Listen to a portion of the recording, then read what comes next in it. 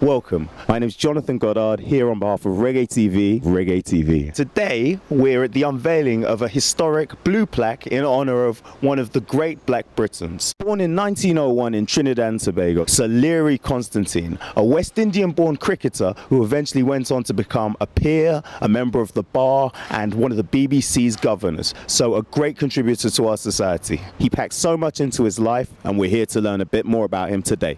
I have a tale to relate, it concerns the pride of this land. Events we should celebrate in the whole of the Caribbean. This thing is no mystery, something to excite we. Rewriting of history by one special man. Learie Constantine was a great all-rounder from Trinidad. One of the finest cricketers the West Indies ever had. He led them to their first test match victory. It was so grand, beating England, the mother country.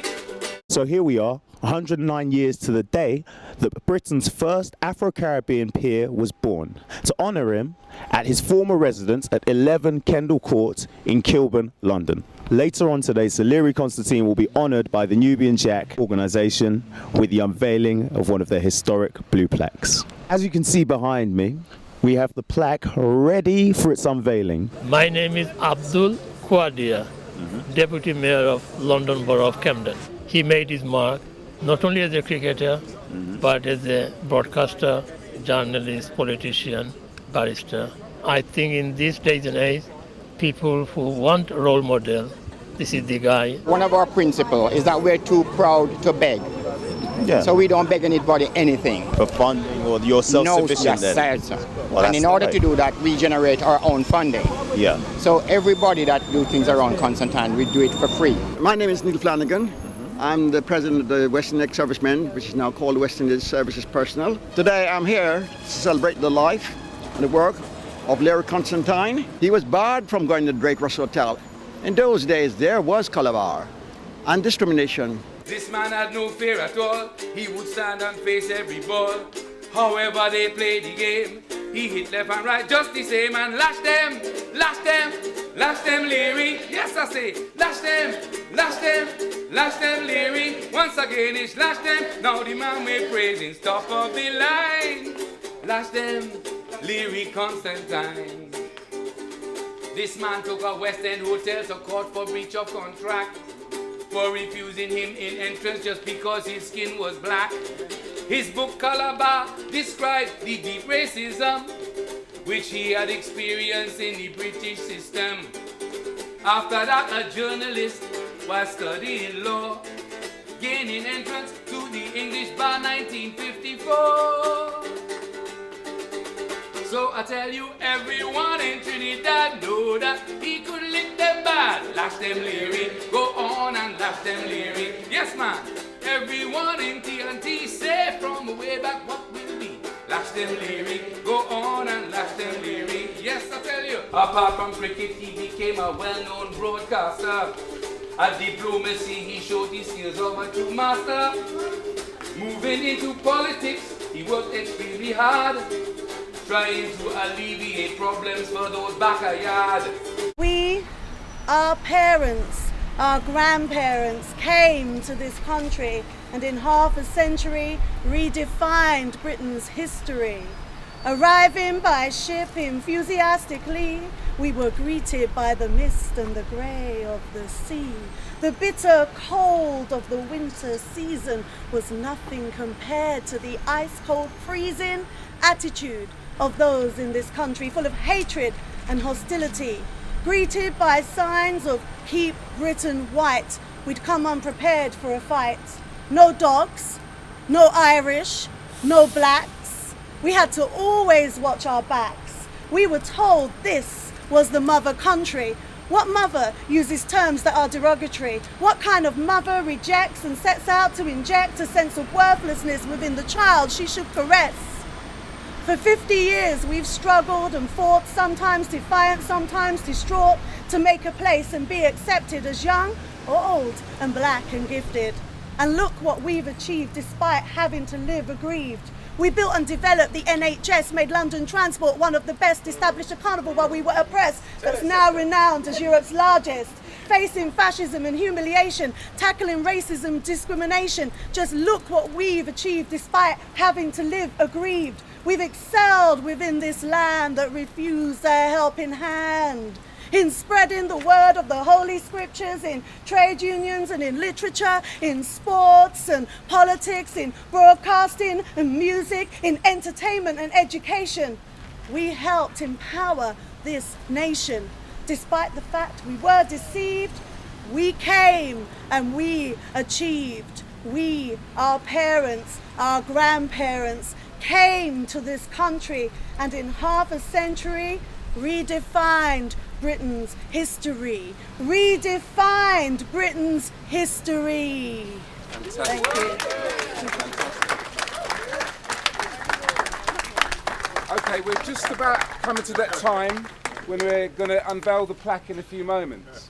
Mr. Deputy Mayor, Your Excellency, Baroness Howell, Reverend Sister, and as I learnt to say in South Africa, all the feathers of the eagle. Isn't that a lovely expression? And it comes from the African proverb, it's each and every feather that makes the eagle soar. And we pull the plaque. Do you want to do this now? After three, ladies and gentlemen. 1, 2, 3. This great man received a knighthood back in 1962.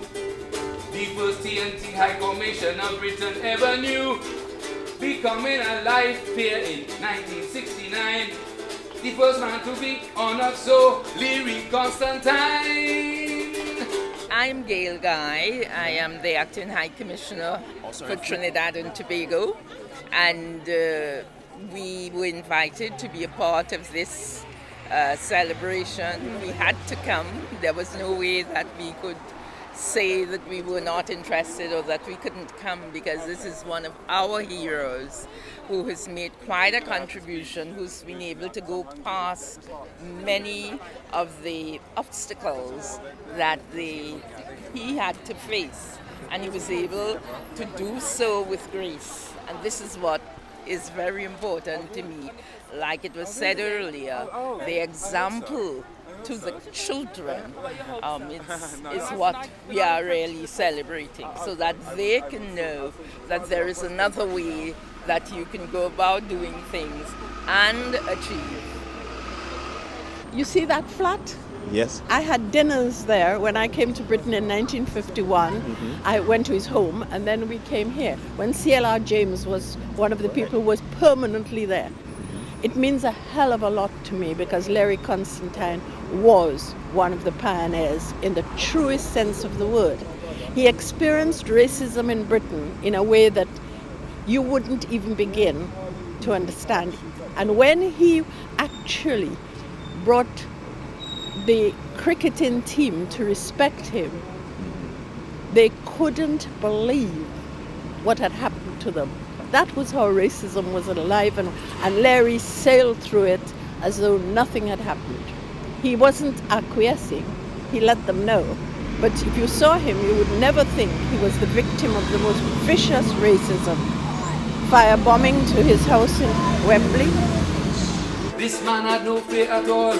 He would stand and face every ball. No matter how they play the game, he hit left and right just the same. So Learie passed away in 1971 at the age of 69. A great sportsman, a great peer, a great social activist, and a great broadcaster. Lash them, lash them, lash them, Learie. Once again, it's lash them, lash them, lash them, Learie. Yes, no, lash them. Now the man we're praising is top of the line. Ladies and gentlemen, Learie Constantine.